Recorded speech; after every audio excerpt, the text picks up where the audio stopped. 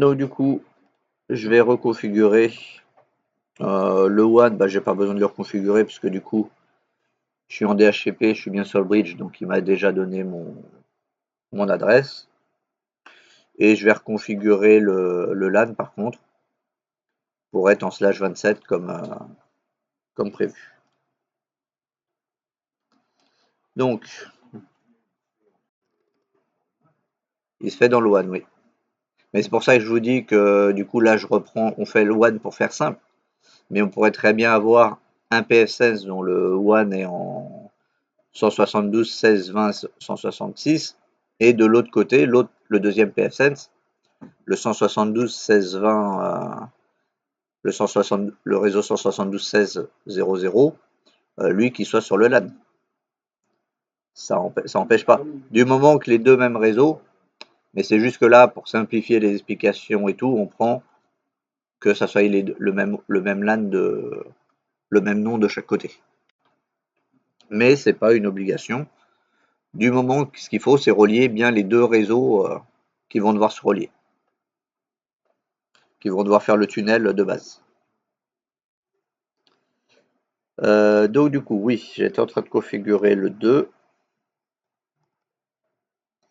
et ensuite le 2 pour l'interface. Donc non, je veux pas de DHCP. 172, 50, 12, j'ai déjà le 10 sur l'autre, je vais mettre le 8 /27.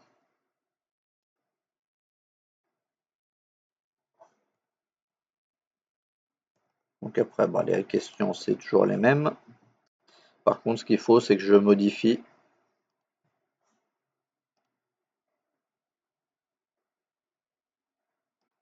ici pour bien le mettre en 50.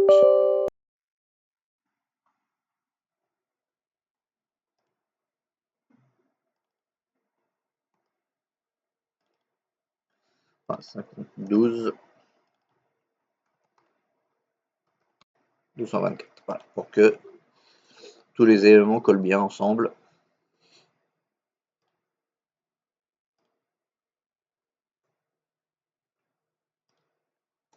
Voilà, ça c'est la première étape, d'avoir les bons éléments et savoir lequel va devoir rejoindre comment après. Ensuite, bah, je vais prendre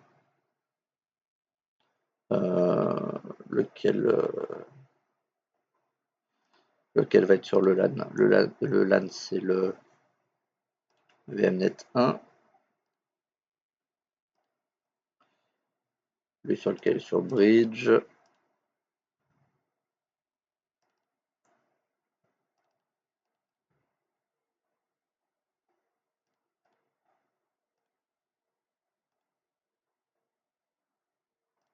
Bon, je vais prendre un Windows Server que j'ai sous la main pour. Là, c'est un Windows Server, mais ça peut être n'importe quoi du moment qu'il y a une interface graphique pour accéder au PFSense. Du coup, Batman, c'est bon, tu t'es mis sur le VNC ou pas? Ok. Alors, on va essayer.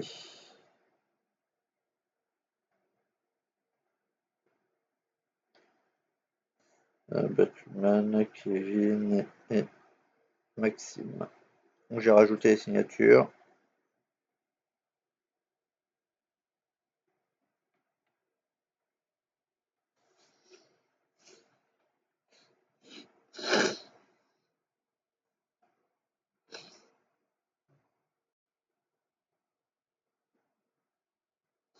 Bon, juste le temps qu'il démarre.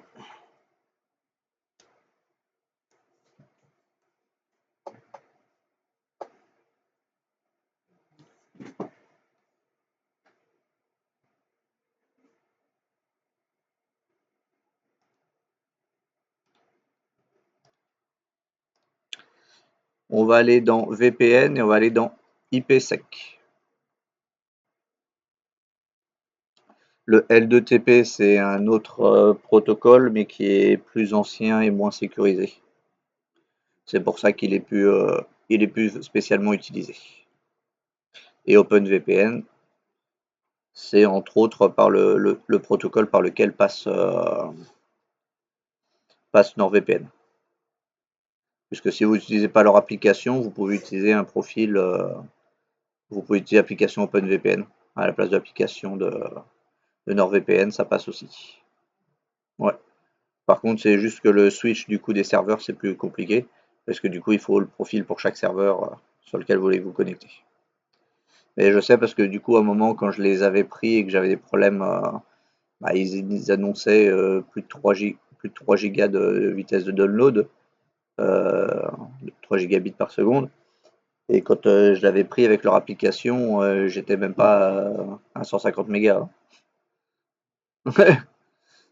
C'est un peu dommage sur une connexion 10 gigas quand même. Donc du coup, bah, après, je les ai appelés et tout pour voir et tout. Puis à la fin, du coup, il m'a fait installer OpenVPN. Il m'a dit comment récupérer le profil du VPN. Là, ça marchait mieux, mais on était loin de ce qu'était. On n'était même pas 1 giga. Mais ça marchait mieux qu'avec leur application, quand même. Il y avait eu du mieux. Et donc c'est pour ça que je sais que du coup, bah, ils utilisent le protocole OpenVPN derrière leur application. Bon, c'est un des plus couramment utilisés. Maintenant, WireGuard est quand même pas mal utilisé. L'avantage, c'est que la configuration entre le serveur et les clients sont assez simples puisqu'il s'agit d'un QR code. On peut avoir un fichier de certificat aussi de configuration, mais on peut le faire directement avec un QR code pour récupérer automatiquement toutes les infos du serveur. Ce qui est pratique notamment pour les téléphones. Comme ça, vous avez le téléphone a juste à scanner le QR code et c'est bon. Donc ici, nous, on va utiliser IPsec. C'est quand même le plus...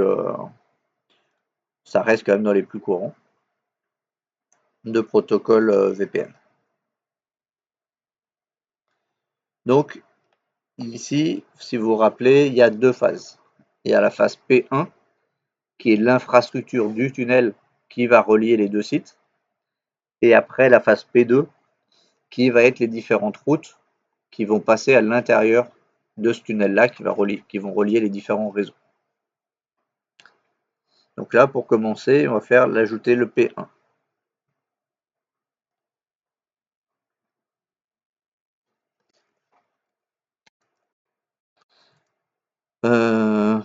Donc tunnel vers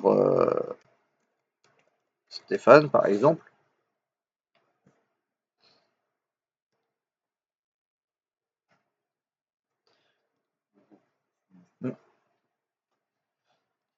Donc ensuite, la version d'échange des clés. Donc on met la version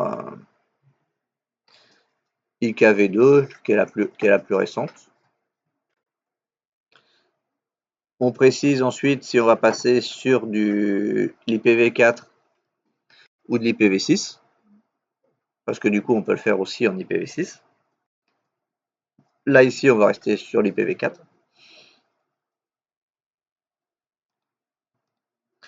Et là on choisit du coup l'interface qui va servir à la liaison avec le P1. Donc là, comme j'ai dit tout à l'heure, on va utiliser le WAN pour les deux côtés. Mais si après les réseaux n'étaient pas sur les mêmes noms d'interface, on choisit ce qui va bien ici.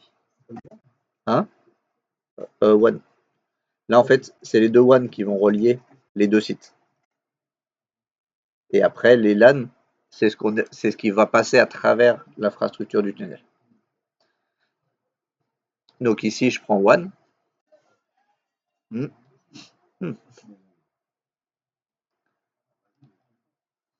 Donc, passerelle distante. Ici, c'est là qu'il ne faut pas se tromper. Il faut bien préciser la remote gateway, c'est-à-dire l'endroit où l'on veut arriver. Donc, en l'occurrence, ici, moi, c'est 172.16.20. Et par contre, de l'autre côté, Stéphane va mettre 20.126 à la place. Parce que du coup, le tunnel, il faut qu'il soit construit des deux côtés. Comme dans la réalité, hein. En général, les tunnels, ils commencent des deux côtés, des fois à la fois, et ils se rejoignent à un moment. Ou même s'ils vont à un endroit, il faut quand même qu'ils sachent le chemin pour aller à l'autre.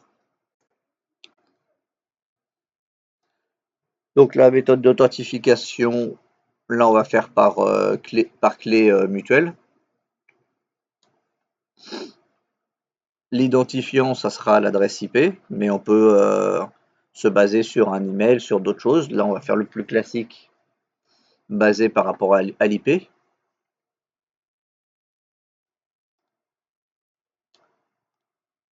Il va vérifier de l'autre côté l'IP distante pour voir si ça colle. Et après, il faut une clé partagée pour que ça soit les mêmes clés de chaque côté. Donc soit vous en rentrez une, soit vous pouvez, bon là c'est ce qu'on va faire, on va plutôt en rentrer une la même de chaque côté, puisque là on n'est pas, mais sinon on pourrait générer une clé privée qu'après je pourrais lui envoyer sur le drive par exemple, pour qu'il la recopie. Mais bon là on va faire plus simple, on va faire comme d'habitude, puisque de toute façon c'est pour un test, on n'est pas en mode production. Ensuite, l'algorithme, donc c'est de chiffrement. Le plus classique, c'est l'AES. Le GSCM, j'avais vérifié un moment, mais j'ai oublié ce que ça faisait comme différence. Je sais pas si ça te parle. Un peu plus haut. Ouais.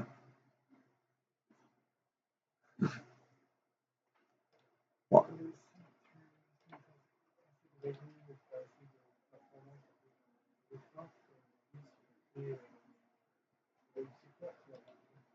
Mm.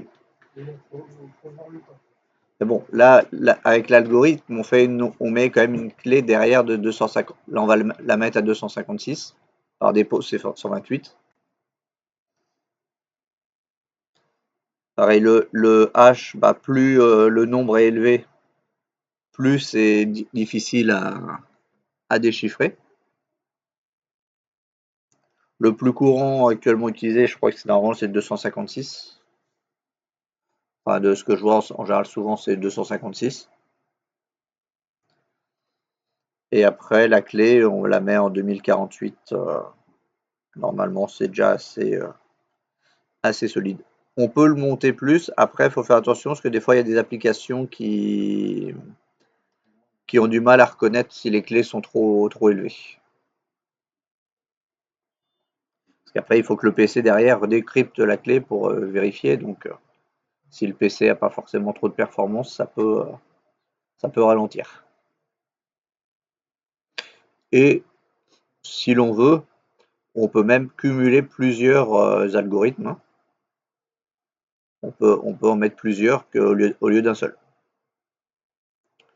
Donc, je ne sais pas à quel niveau ça renforce la sécurité, mais dans la théorie, je pense que c'est censé renforcer plus si c'est crypté deux fois.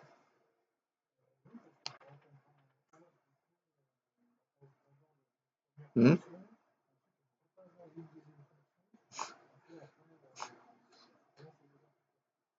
Donc, je sais pas s'il y a une limite. Là, elle les rajoute pas, hein, c'est juste pour voir. Non, bon, apparemment, il n'a pas de limite, hein.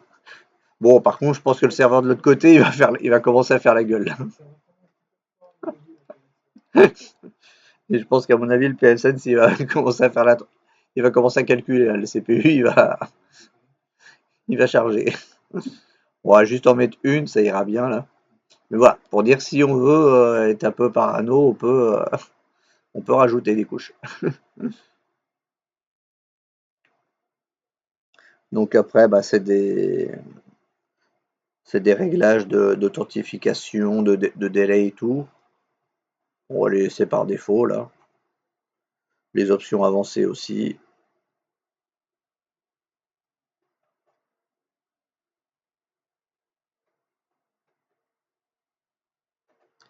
Qu'est-ce qu'il pourrait y avoir? Non, rien de particulier là.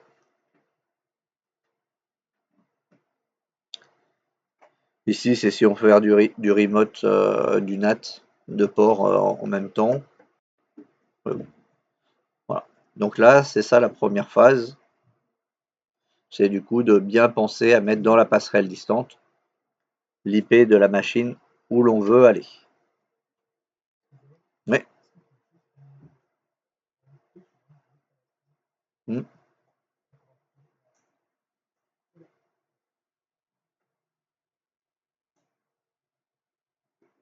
Et ensuite, on enregistre.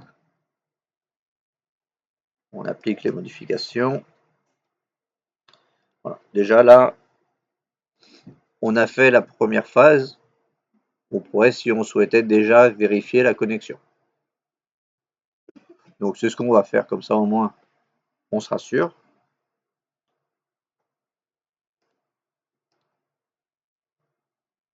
Voilà. Donc pour faire la connexion, on va dans État, IPsec.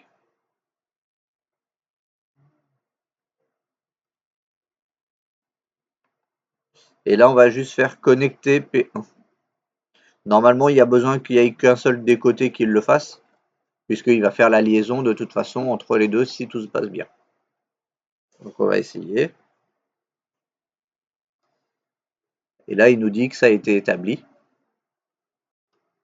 Donc c'est que on est bon. Là, le tunnel il est effectué entre les deux. Donc on peut le laisser connecter, on peut le laisser déconnecter. On voit du coup qu'il utilise bien le port 500, comme je vous avais dit tout à l'heure, pour la connexion. Et là, la clé, elle est valable 7h12 à peu près. C'est ce qui est marqué là. Le 500? Non, le 500, c'est toujours le 500 qui est utilisé pour le VPN. Après, je pense qu'il doit pouvoir peut-être être changé, mais le classique, c'est ça.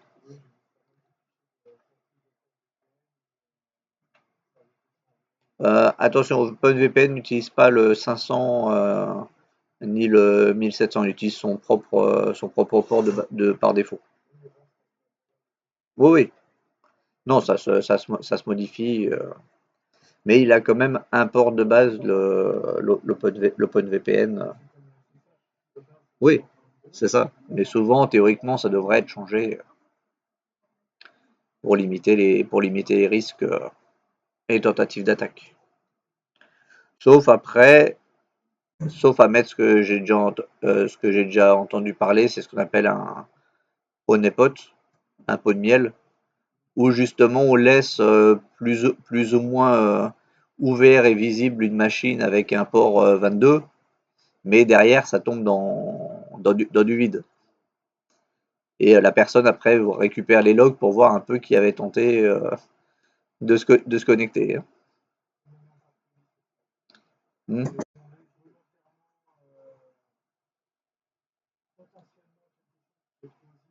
Hmm. Ouais.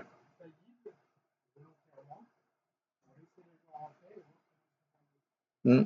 Oui, enfin, il y a peut-être plusieurs niveaux, mais ce que j'avais lu, je crois qu'il avait juste, ça tombait dans le vide et après il récupérait le log pour voir le nombre de connexions. Ouais. Mais oui, après tu mets un espèce de faux réseau pour voir comment les gens font des choses dessus, quoi, c'est ça? Hmm.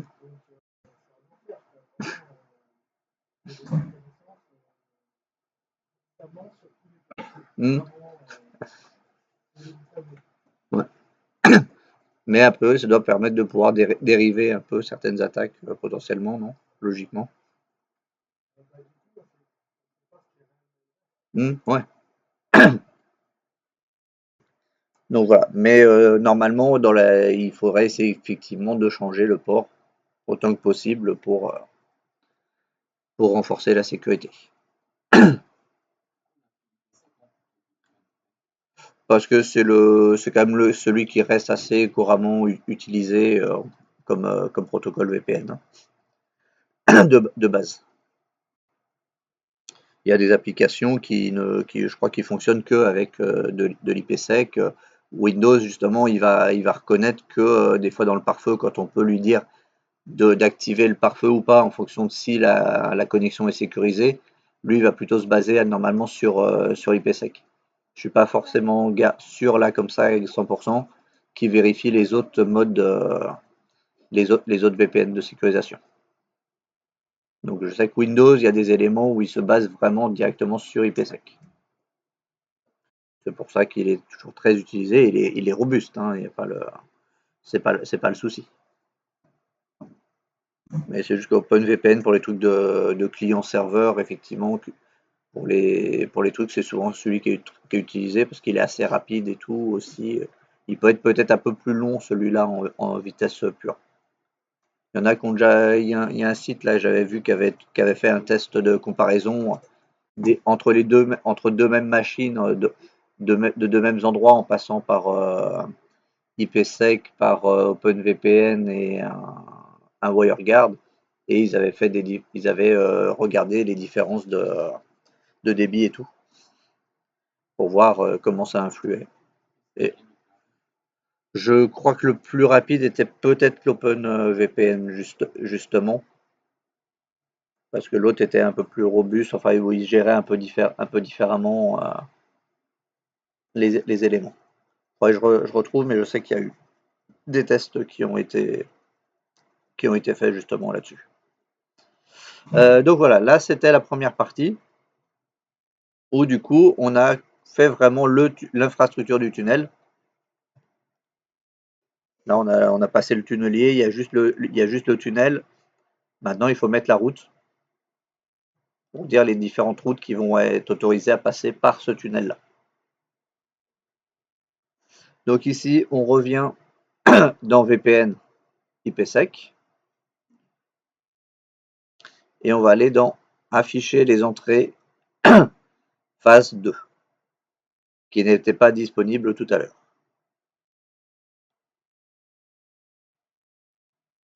Donc on va faire ajouter P2.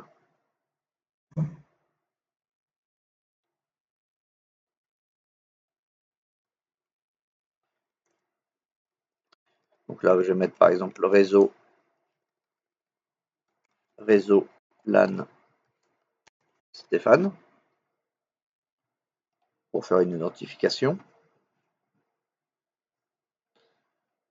Le mode tunnel IPv4, parce qu'après c'est tunnel IPv6, transport, je ne sais pas exactement ce que c'est vraiment à mon avis encore pour faire une espèce de tunnel à l'intérieur du tunnel. Et router, je ne sais pas non plus. C'est un routage entre deux réseaux différents.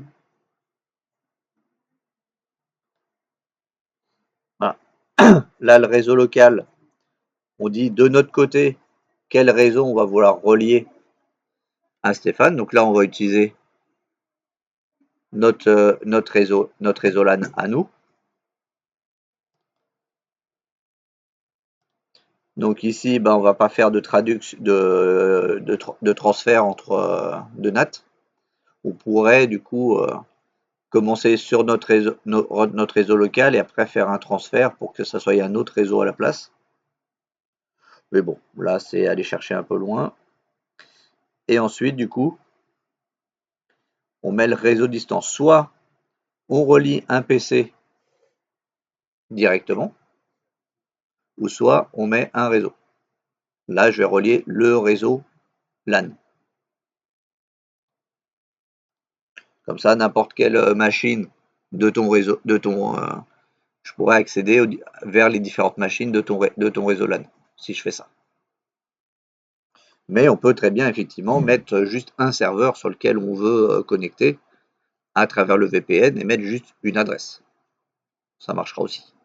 Mais bon, ici, comme c'est le réseau, donc le réseau c'est 172, 50, donc tu m'as dit 5, 0. Ça, c'est l'adresse réseau. Et on pense bien, par contre, à mettre le bon masque. Du coup, puisque là, on est en slash 27.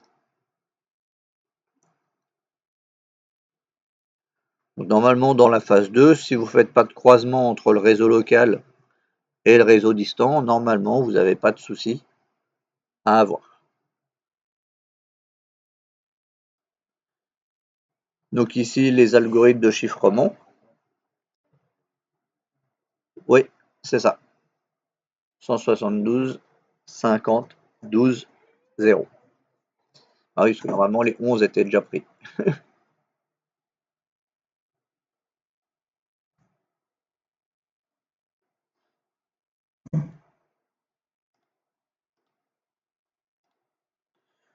Donc l'algorithme de chiffrement, pareil, on va en mettre qu'un seul. Donc on va mettre l'AES qu'on va mettre à 256 bits pour coller à la même chiffrement que le tunnel lui-même. Ah, théoriquement, comme on est déjà protégé par le tunnel, on pourrait ne pas forcément mettre autant, mais autant augmenter le pareil au même niveau. Comme ça, si jamais pour une autre il y a un trou dans le tunnel, les autres sont aussi protégés. Algorithme de hachage, on reste à 256. Le groupe de clés, pareil, on reste à 2048. À noter, là, il vous fait une remarque qu'il y a certains groupes où la sécurité est plus faible, donc il déconseille de l'utiliser. Alors 22, 23, 24. Ouais, c'est tout ce qui est en dessous de 2048, quoi. Il déconseille de l'utiliser. Et après, bah, ça, c'est les expirations. Donc, si on veut être sûr que le tunnel ne se ferme pas automatiquement au bout d'un certain temps, on peut cocher soit de faire un ping automatique au bout d'un certain temps, ou soit d'activer l'option Keep Alive, qui est aussi simple, qui va en fait faire des vérifications pour voir tous les temps de temps avant la fin de l'expiration, si le tunnel, il y a encore, il y a encore un peu de connexion derrière, ou si derrière, il n'y a plus aucune machine qui répond. Donc du coup, il n'y a plus besoin que ça reste ouvert. Donc voilà, là, normalement, on a fait du coup la deuxième partie. Donc j'enregistre. On n'oublie pas d'appliquer les modifications.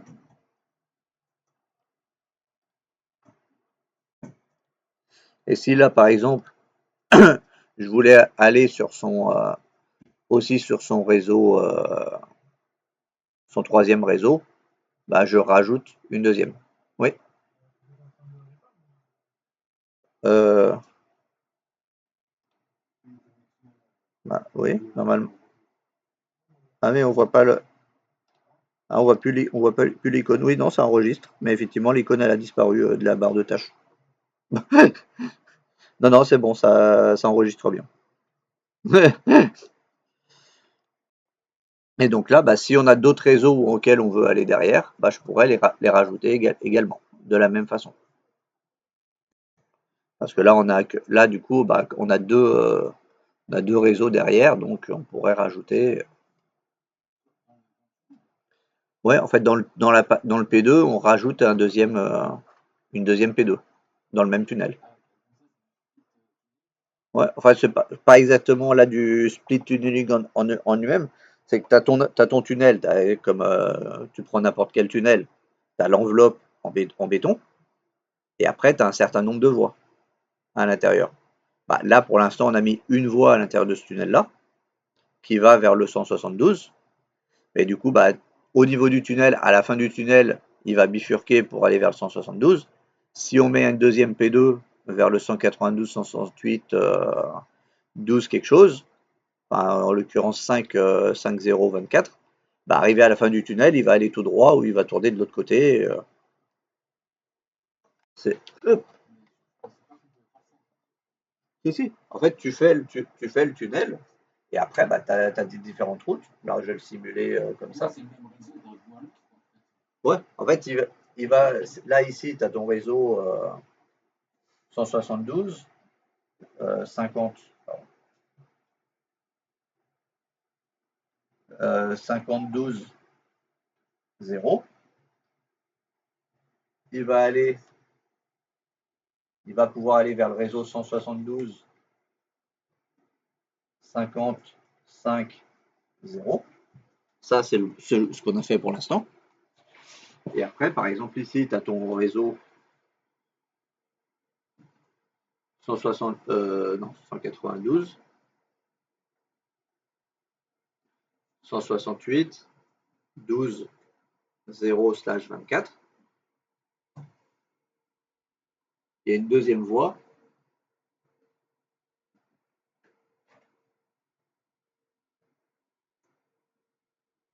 Non, pas 12. 5. Donc, dans ton tunnel, tu peux avoir le tunnel, en fait, il se bifurque à la fin du tunnel.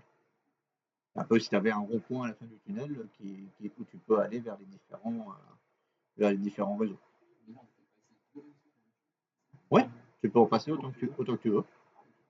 Il suffit juste de rajouter autant de P2 que tu as besoin. Non, non. Le tunnel, lui, relie les deux sites. Et après, on dit quels réseaux sont autorisés à passer dans ce tunnel-là entre les deux. Donc, si tu as payé le droit de péage qui est le P2, bah, tu vas pouvoir passer, tu peux en passer autant que tu veux. Il n'y a pas de problème. Ah, le split tunneling, attends, je réponds juste à la question pour voir et je l'explique après. Oui. Hmm.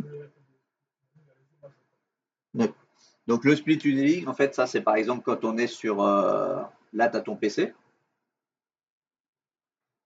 Ici, tu as lancé ton VPN.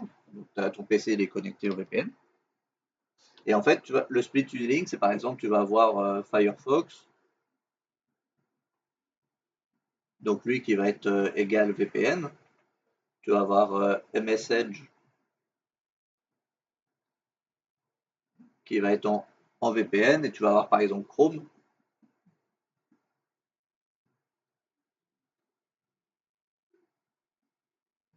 qui va être en Ethernet. C'est-à-dire que lui, il va pas être sous le VPN, il va être sur le même réseau que ta machine physique. Lui, il ne va pas passer par le VPN. Mais la connexion du VPN ne sera pas coupée pour autant. C'est-à-dire que tu vas dire que le split tunneling, c'est de dire en fait que quelle application utilise le VPN et quelle application ne va pas utiliser le VPN. Parce que des fois, tu as, des sites, bon, ben, après tu veux voir par exemple, on va dire sur Firefox, c'est là que tu vas regarder Netflix d'un pays. Et ici, sur Chrome, par exemple, tu peux être connecté sur le Netflix de ta région normale, puisque lui, tu leur as dit qu'il ne passe pas par le VPN. Mais du coup, Netflix, il te verra en France, et le Netflix de Firefox, il te verra aux États-Unis, par exemple. Parce que du coup, en fait, le split tunneling, ce principe, c'est de pouvoir déterminer quelle application utilise ou non le VPN. Sinon, quand tu appliques ton NordVPN, par exemple, par défaut, bah, c'est toutes les applications qui passent par le VPN. D'accord. Donc là, en fait, c'est pour dire que bah, ici, elle va passer par là. Celui-là, il va passer par là. Et ici, on va dire que tu as ta box.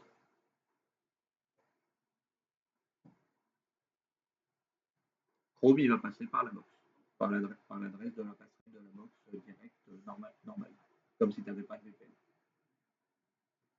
Et par contre, les deux autres vont continuer à passer par le réseau VPN, par le tunnel qui est là. C'est ça, c'est le split tunneling, c'est toi qui choisis les applications que tu veux ou pas passer par le VPN. Donc tu peux avoir deux navigateurs, un navigateur pour un pays et un navigateur pour ton pays de base. Parce que sinon, sur ton navigateur qui est ici, qui passe par le VPN et que tout est mis aux États-Unis, bah, toutes les pubs, les pages et tout, ça sera lié aux États-Unis. Ça ne sera pas lié à chez toi. Donc, des fois, ça ne t'intéresse pas forcément non plus de naviguer, d'avoir les trucs en anglais ou que les résultats soient forcément en anglais ou quoi, parce que du coup, tu seras aux États-Unis. Alors que si tu te mets sur le deuxième navigateur qui n'est pas dans le VPN, bah là, tu auras tes résultats en français comme d'habitude. Donc c'est ça qui peut être intéressant effectivement si votre VPN fait du split tunneling et pouvoir déterminer quelle application utilise quoi. Donc comme ça, et normalement du coup, si tu passes pas par le split tunneling, bah, du coup ta vitesse de téléchargement elle est à la vitesse normale. Alors qu'en théorie, normalement, quand tu passes par le VPN, tu perds de la vitesse de chargement. Parce que tu passes par leur transfert et tout. En plus, des fois, ils sont pas, en fonction du serveur sur lequel tu t'es mis, ils sont pas forcément les mieux adaptés pour le chargement, parce qu'ils font hybride un peu certains trucs. Donc là, du coup, bah, si tu as besoin d'aller chercher quelque chose qui est un peu gros, une ISO ou quelque chose comme ça qui est un peu gros, bah, plutôt que de passer par le VPN, bah, tu passes par un navigateur qui n'a pas le petit tunneling, mais sans le couper pour les autres applications. Si tu avais un autre truc qui faisait de la récupération de données et qui passait par le VPN, bah, ça continuera à fonctionner quand même. Tu n'es pas obligé de couper le VPN le temps de faire ton téléchargement et de le remettre derrière. C'est ça l'avantage du split tunneling. Et tu peux le changer à n'importe quel moment. En général, c'est dans l'application du VPN, il y a un endroit où on met la liste de ceux s'ils le font, parce que tous ne le font pas forcément systématiquement. Pour vérifier. Et c'est pas forcément une option qu'ils mettent en avant non plus de base. Bonjour.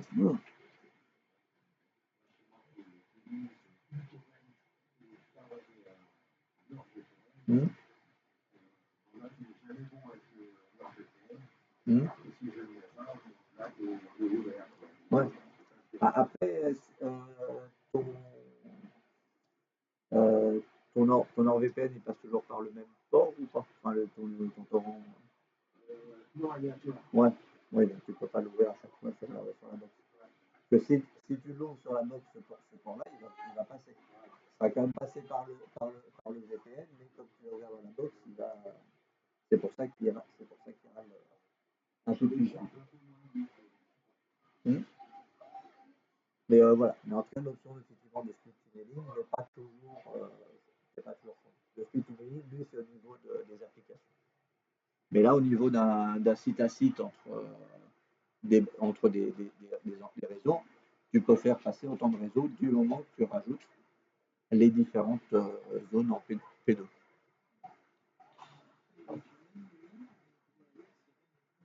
Hein.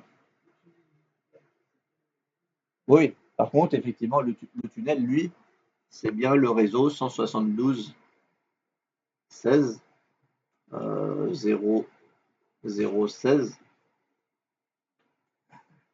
des deux côtés. En gros, tu passes par une autoroute et après l'autoroute, bah, tu sors quand tu sors quand tu as envie. Enfin, tu sors pour aller à l'endroit où tu as envie. C'est juste que là, l'autoroute, le tronçon, il est direct entre les deux bâtiments et les sorties se font. La, la redirection se fait après la sortie. C'est pour ça que je dis que c'est comme si tu avais un rond-point ou un truc comme ça, où tu avais plusieurs voies qui t'emmenaient à différents endroits. Ouais, vas-y. Hmm.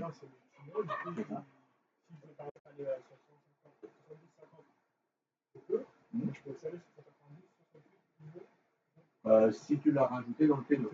Pour l'instant, de base, si tu ne mets pas de P2, tu rejoins juste les deux trucs et tu vas pas plus loin.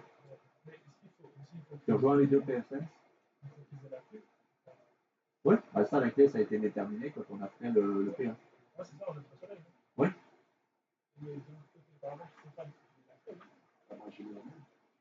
oui, oui, c'est ça. Là, si tu fais du coup un P1 APA vers lui, il faudra que tu lui indiques la clé que toi tu as utilisée pour qu'il le rajoute aussi à lui. Oui, par un autre tunnel.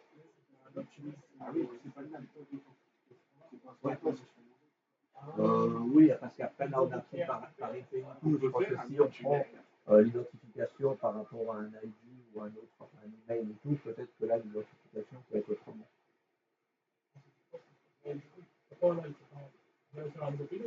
Là, si je veux rajouter un deuxième réseau, oui. Non, le P1, par contre, lui, il reste le même. Le P1, c'est ça. Il rejoint tes deux PFSense. Il rejoint tes deux PFSense. Et après, une fois que tu es arrivé sur les PFSense, tu dis que tu es autorisé ou pas à aller sur tel ou tel réseau. Après, c'est toi qui vas c'est les P2 vont déterminer les réseaux auxquels tu as le droit d'accéder. Parce que tu peux avoir, ici, là, tu peux avoir 5 LAN différents, mais tu veux pas forcément que ceux qui fassent la jonction entre site à site aient accès forcément aux 5 réseaux. Parce que si par exemple c'est pour faire de la sauvegarde entre deux sites, où tu vas croiser les informations entre les deux sites, bah, tu n'as pas besoin que le serveur ait la possibilité d'aller sur les 5 réseaux de chaque côté. Lui, il a besoin d'aller sur le réseau où se trouve le serveur, où il doit envoyer les données et dont il doit récupérer les données. Donc c'est pour ça qu'après, bah, tu mets ceux où tu veux qu'ils accèdent. Et donc là, bah, du coup, si on fait un ping, normalement, si on a bien ouvert les éléments de Windows derrière, on devrait peut-être pas encore pouvoir se ping. Il y a un petit élément. On va déjà faire la connexion pour vérifier.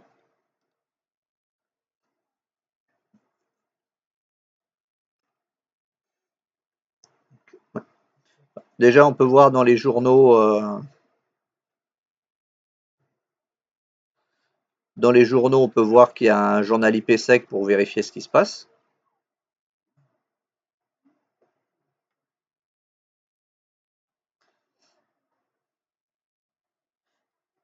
Et là, on peut voir déjà, si on regarde le log IPsec, on peut voir qu'il y a déjà eu quelques petits échanges entre le 20.30 et le 20.126. Il a essayé de faire un ping. Ah bah non, ça c'est normal, le 20.30 c'est le tunnel, donc c'est normal que ça réponde. Donc là on voit que régulièrement il vérifie si le tunnel il est bien toujours valable, il envoie un petit ping de 80 bits pour vérifier que le tunnel soit bien toujours en vie. Oui, c'est ça, le keep alive. Enfin, non, c'est même pas le keep alive, là c'est directement le tunnel lui-même, c'est la P1 là. Là c'est la phase 1. Bah en fait non c'est pas un ping mais enfin il envoie une petite requête de vérification que tout est toujours bien opérationnel au niveau du tunnel, puisqu'évidemment le 500 c'est le tunnel. Donc on va faire la connexion. Donc état IPsec comme tout à l'heure. Ici on voit show child SA entrée. Et après, a priori, bah, il l'a connecté directement. Après, c'est ce qu'il disait tout à l'heure aussi, hein. Quand on a activé le Keep Alive, il dit que ça a tendance à remettre à connecter automatiquement les liaisons. Donc hmm, pour l'instant, on voit qu'il n'y a pas de données qui sont passées entre les deux, puisque les octets entrants, sortants et tout sont à 0. Donc ça, c'est normal, parce que déjà, on n'a pas tenté, par exemple, de faire un ping. Donc c'est ce que je vais essayer, déjà dans un premier temps. Donc là, laquelle est en 50 bah celle-ci, par exemple. Donc là, je vais faire un 8. Et là, je vais faire un ping de 1272 50 5.15. La machine que je veux pinguer en 5. Non, le LAN, ouais, le Windows par exemple.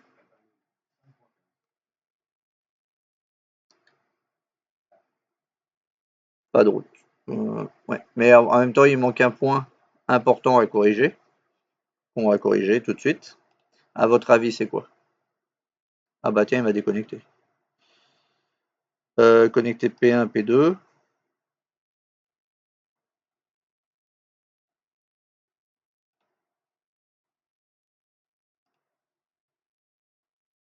Ah, bah pourquoi il est plus connecté là le local, distant. Ah, bah on était connecté, il nous a déconnecté.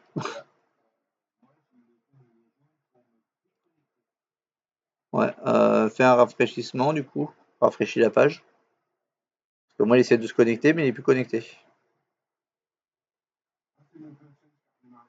Ah, d'accord. Ça peut expliquer. Ça peut expliquer pourquoi on n'est plus connecté. Ouais, je sais pas. Pourtant, j'ai juste fait un ping, il m'a dit qu'il a pas trouvé la route, donc il n'y a pas de raison que le ping ait fait rebooter le PFSense. Hein? Oui. Ah, une alerte!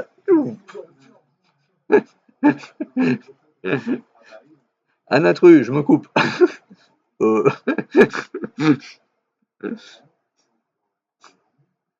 Parce que s'il y avait une intrusion, si Facebook se coupait à chaque fois qu'il y avait une tentative d'intrusion, à mon avis.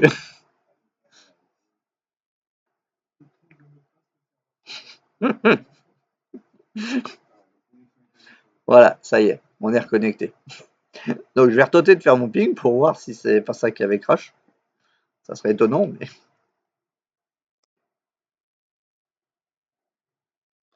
bon. Mais en même temps, c'est un peu. Après, c'est bizarre qu'il fasse nos routes. Mais il y a quand même un point à régler. Donc là, c'est bon, on est toujours connecté, hein, il a pas redémarré. Ok. Donc du coup, ce qu'il faut, c'est le pare-feu. Parce qu'effectivement, on avait mis des règles pour le LAN, le WAN et tout. Sauf que ici, on n'est plus sur du LAN, ni sur du WAN. On est sur de l'IPsec. Et l'IPsec a ses propres règles de pare-feu qu'il faut du coup ouvrir.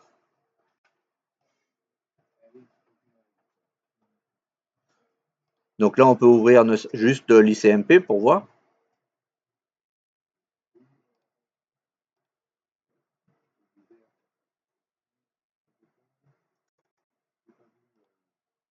J'ai mis juste tous les ICMP, j'ai juste mis l'ICMP.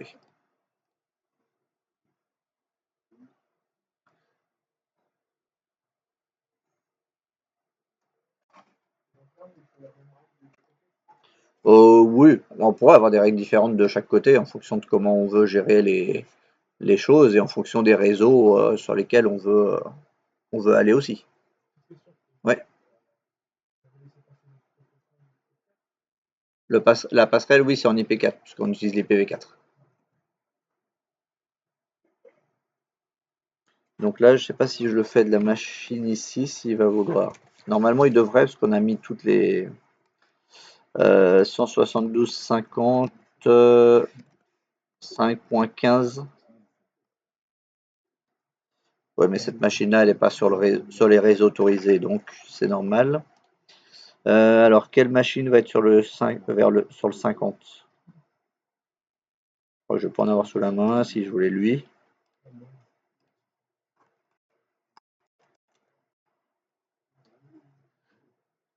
Alors, juste que je te mette une machine qui soit en 50. Pour l'instant, j'en ai pas. Si, logiquement, je vais pouvoir pinguer le PFSense si je me mets ici. Si je vais dans le diagnostic, comme je vous ai montré hier, je vais dans le ping. La source, ça va être de mon LAN. Et je vais essayer de pinguer le 172.50, 5, 15. Là, je me mets sur le LAN, donc ça veut dire que je simule comme quoi je suis bien à partir de mon réseau 52 et j'envoie le ping.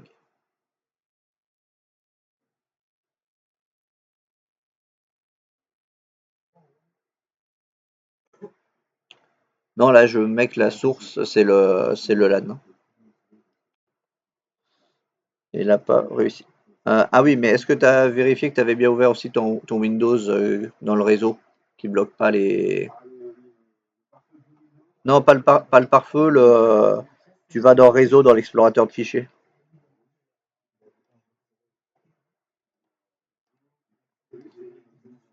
C'est ouvert. Alors. Pourquoi il veut pas? Pourquoi il me met? Alors, on va déjà vérifier s'il a reçu des données. Donc en sortant, il a bien vu des données, mais en entrant, regarde toi si tu as des l'octet entrant ou pas. Tu vas dans état, ouais, état IPsec et tu étends la P2. 0 dans l'entrant. Ah, oui, t'as paquet entrant 3, c'est ça? Oui, donc du coup, tu as bien reçu mes trois paquets. Donc c'est que ça fonctionne. Je sais pas pourquoi. Oui, parce que tu m'as pas envoyé d'éléments, tu m'as pas essayé de m'envoyer d'éléments. Si tu fais un ping de vers là, du coup, prends le. Non, tu vas prendre du coup exit. Le 12.8, 52.8. À partir du Windows, par exemple.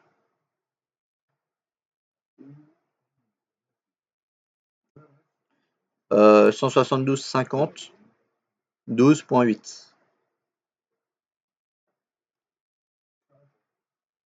Là, ça répond, c'est le PFSense. Donc, c'est le Windows qui. Essaie juste de voir si tu coupes le pare-feu Windows. On va voir s'il avait peut-être mal ouvert un truc. Parce que des fois, s'il est en mode réseau privé, il est en quel réseau privé, il est en quel réseau de pare-feu qui est activé?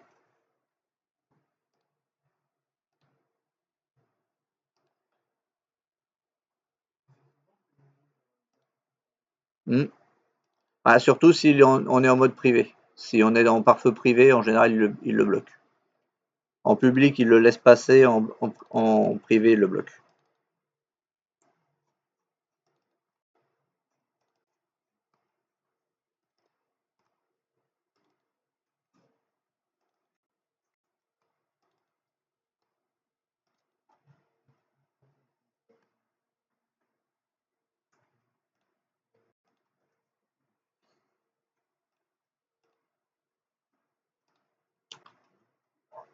Donc, du coup, tu avais quel pare-feu d'activer?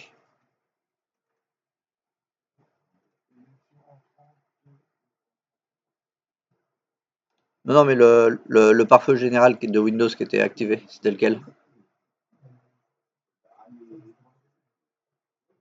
Ouais, mais il y en a un seul qui doit être connecté normalement.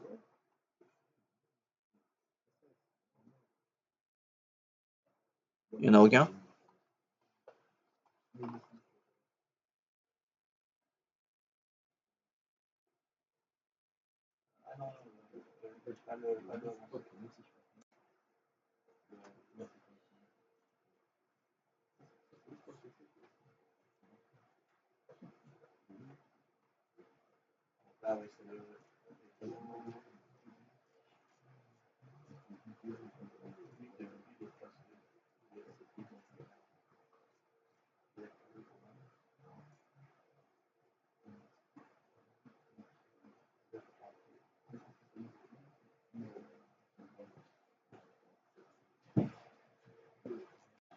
Après, c'est de mettre les pings en fonction de ce qu'on souhaite. Mais il faut pas oublier que du coup, il y a le pare-feu IPsec qui lui par défaut bloque toutes les connexions entrantes et sortantes. Donc diagnostic ping. Donc 172 50 5 15 à partir du LAN. Comme ça, je force à dire que je suis bien sur le LAN et je renvoie le ping. Voilà. Et là, c'est passé. Donc c'était bien un problème de pare-feu. Il a pas, par défaut, même en public, là, il a bloqué le ping. Bon, c'est pas forcément plus mal des fois non plus. Mais bon, là, pour notre test, c'était embêtant. Mais du coup, maintenant, si on revient dans l'état IPsec, on voit bien qu'il y a eu des transferts qui ont été faits. Bon, qui sont pas lourds, forcément, puisque puisqu'on on les a arrêtés, mais ça fonctionne. Et du coup, là, est-ce que ça marche à partir d'ici pour voir? Non, parce que lui, il a pas la route, il n'est pas autorisé à. Là, par exemple, j'ai essayé de faire un ping à partir d'une autre machine qui n'est pas dans le tunnel, puisque celle-là, c'est le réseau 172.16.20. C'est juste le tunnel directement, c'est pas le réseau sur lequel je peux autoriser. Bah, du coup, j'ai pas d'accès. Si je voulais y accéder, je retournerai dans le VPN.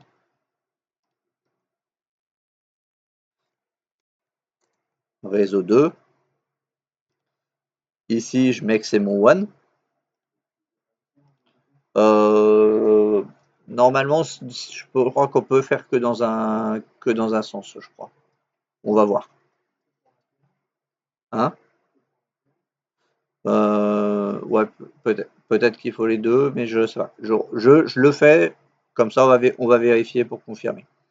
Ici, je dis donc le réseau que je veux rejoindre, c'est le 172.55.0 en slash 27. Donc moi, mon réseau, c'est mon réseau WAN, donc c'est le 172.16.20. Ici, pareil, je mets à 256. Je mets le keep alive et j'applique. Alors maintenant, on va se rendre dans les états, on va voir.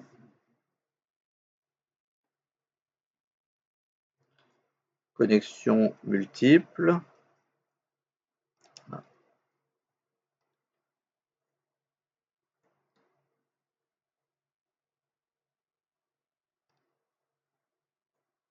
Ah bah, il m'a écrasé.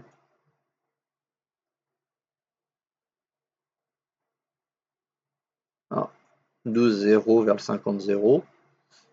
Alors, description multiple. Alors, il m'aurait écrasé ou c'est pas clair?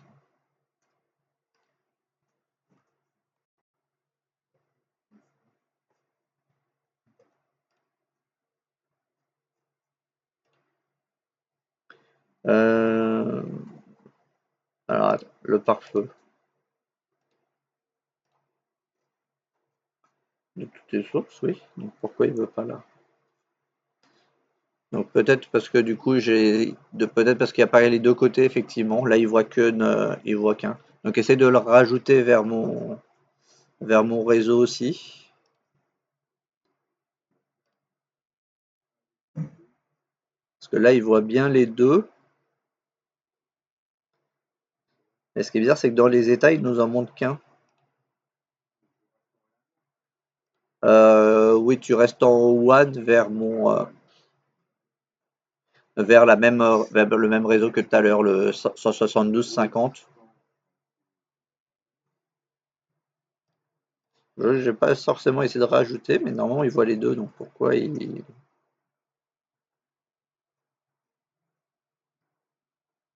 est connecté vers le même?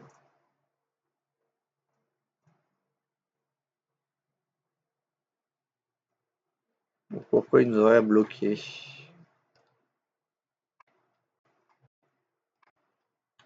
Parce que là il nous dit qu'en fait il n'y en a qu'un seul de connecté. Le premier qu'on avait fait, il n'est pas connecté, c'est bizarre. Normalement on est censé connecter plusieurs. Ah, lui il n'en voit qu'un seul. Mais dans la réalité, l'autre il dit que les deux sont connectés. Source 20.30, destination 20.30. Ça, ok, ça c'est les tunnels.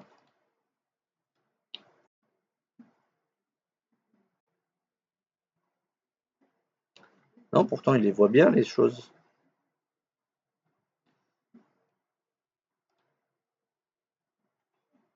Mais pourquoi il dit qu'une seule qui est connectée?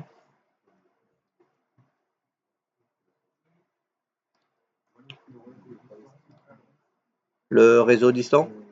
172 50 12 0 slash 27. Ouais.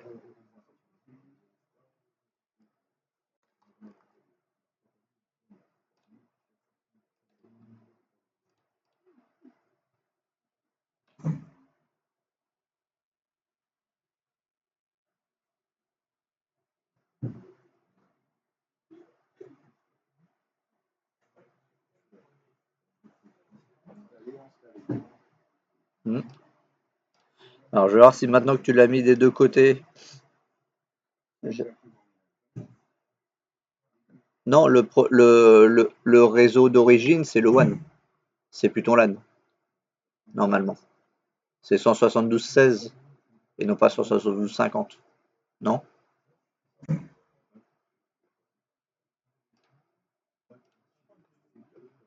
Ah, là, c'est bon, j'ai les deux connectés, là. Donc, il faut bien faire des deux côtés.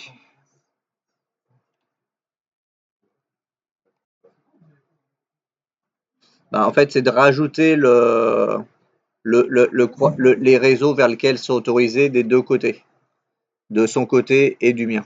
La P2, en fait, la phase P2, il faut la rajouter bien des deux côtés du VPN, du routeur. Parce que comme moi, je l'avais mis que d'un côté, en fait, on voyait les deux connexions qui se fusionnaient plus ou moins l'une à l'autre, et donc ça posait des soucis. Ouais, il fallait que moi je le fasse et que Stéphane le fasse aussi sur le sien. Et là, là maintenant, on voit bien qu'il y a les deux lignes différentes.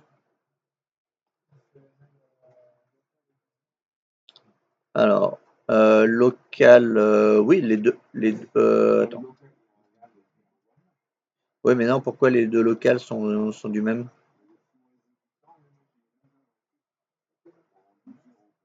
Ouais, ouais. Mais c'est pourquoi mon local, il est. Attends, qu'est-ce que j'ai fait? C'est mes yeux qui sont croisés? Oui.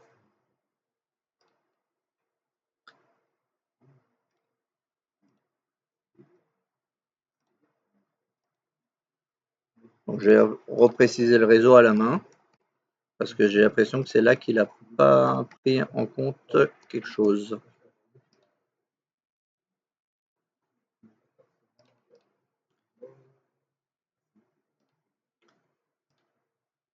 Donc, apparemment, c'est mon WhatsApp.net qu'il n'avait pas bien analysé.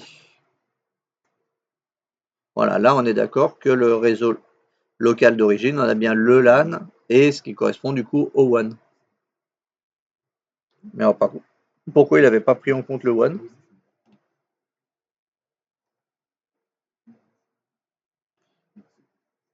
Il veut toujours pas. Et ici, l'état de l'IPsec, on a bien les deux connectés. Ah, mais ah, je déconnecte tout. Parce que des fois qu'il n'est pas encore. Il n'avait peut-être pas réactualisé.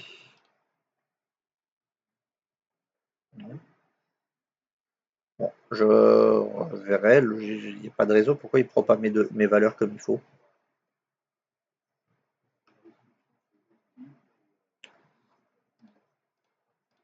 Là, il est bien resté sur mes deux.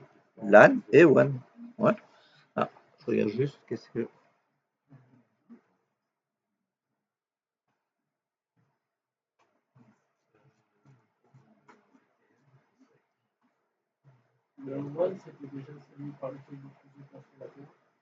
Oui, mais c'était pour lui dire quand même que normalement, il s'activait le réseau, mais pourquoi il identifie mal là, et pourquoi du coup, tout à l'heure, on voyait deux, maintenant on voit on retourne dans l'état,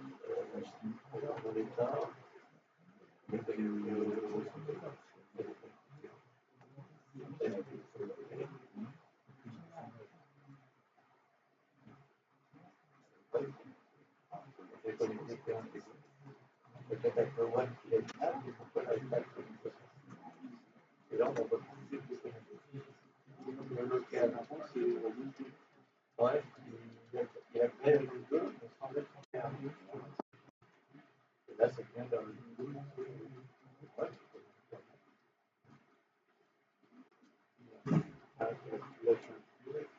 dans l'état, journaux système, et dans les journaux système, vous avez IPsec, qui peut vous permettre de voir éventuellement. Voilà,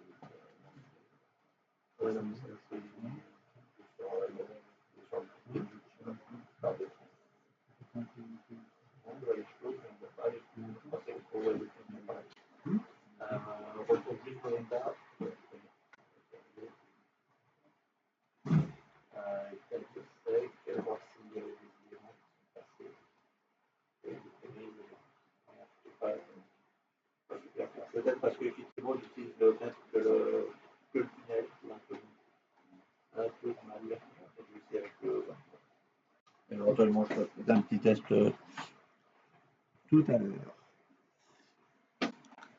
Mais voilà. Pour le principe, c'est du coup les deux phases. La phase 1 qui va faire vraiment l'infrastructure du tunnel et après on précise les différents réseaux autorisés normalement. C'est juste que là, a priori, si on utilise le WAN et tout, je sais pas, il y a un truc qui prend pas correctement, j'aurais dû utiliser un autre sous-réseau. Parce qu'après, c'est le pare-feu aussi qui va servir à rediriger aussi les éléments également. Si on lui dit que certaines connexions sont autorisées que dans un certain sens et tout, bah du coup lui il va rediriger de toute manière quand il va recevoir les flux.